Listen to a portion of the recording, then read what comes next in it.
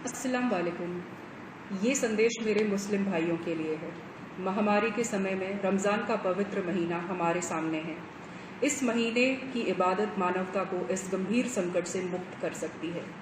चूँकि novel corona virus शारीरिक संपर्क से फैलता है, सोशल डिस्टेंसिंग मतलब जिस्म की दूरी इससे बचने के लिए सबसे प्रभावी तरीका है। काबे में पिछले 2 महीने से तवाफ निलंबित की गई है और मस्जिद नबवी मदीना में और अन्य मस्जिदों में सामूहिक नमाज अदा करने की मनाही की गई है। भारी बारिश या मौसम की खराबी के दौरान पैगंबर साहब ने भी मुअज्जिन को ये ऐलान करने के लिए कहा था कि किसी भी मस्जिद में आने की ज़रूरत नहीं है और फ़र्ज़ नमाज घर पे ही अदा की जानी चाहिए। आप लोग ये याद रखें कि कोरोना की महामारी खराब मौसम की तुलना में कई गुना ज़्यादा ख़तरनाक है।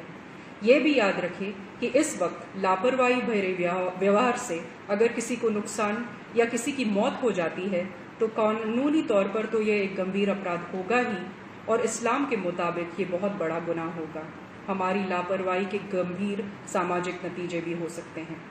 आइए उन गलतियों को ना दोहराएं जिससे हमारे मजहब, हमारे समुदाय, हमारे शहर या हमारे राज्य को संदेह या शत्रुता की नज़र से देखा जाए। लॉकडाउन और सामाजिक दूरी का पालन करें। रमज़ान के महीने में हम में से कई भाई तरावीह की नमाज के लिए उत्सुक होंगे। हम जानते हैं कि ये फ़र्ज़ नहीं है। जब मस्जिद में जमात के फ़र्ज़ नमाज अदा नहीं हो रही है तो तरावीह के लिए मस्जिद में जाने का कोई कारण नहीं है।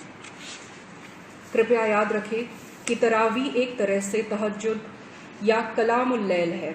अन्य दिनों की तरह इसे भी घर में एकांतता में अदा किया जा सकता है और ऐसी गंभीर परिस्थिति में तो इसको घर पे ही अदा किया जाना चाहिए। हदीस और इस्लामी परंपराओं के अनुसार महामारी, युद्ध और मानव संकटों के समय में साथ ही अगर उनमें से किसी खतरे से डर है तो मुसलमान घर पर नमाज अदा कर सकते हैं। बहनों और भाइयों, मानवता एक गहरे संकट से गुजर रही है। गरीबी और भूख जनता को परेशान कर रही है।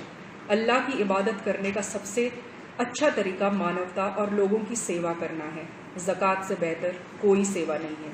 आइए इस रमज़ान में भूखे को खाना खिलाकर, ज़रूरतमंदों की मदद करके और दूसरों की जान बचाकर इस इबादत भरे महीने को और पवित्र बनाएं। रमज़ान करीम।